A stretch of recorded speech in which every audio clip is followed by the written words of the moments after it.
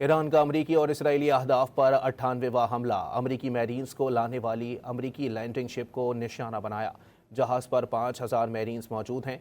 Kuwait की petrochemical refinery पर भी हमला किया गया। हैफा में इमारत गिरने से 4 इसराइली हलाक हो गए।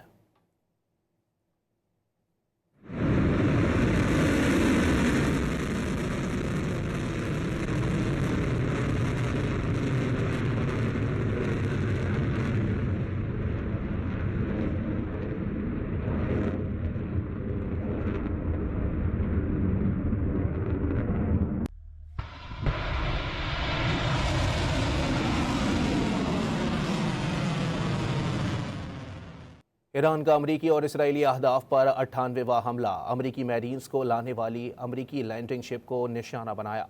जहाज़ पर 5000 मैरीन्स मौजूद हैं। कुवैत की पेट्रोकेमिकल रिफाइनरी पर भी हमला किया गया। हैफा में इमारत गिरने से 4 इसराइली हलाक हो गए।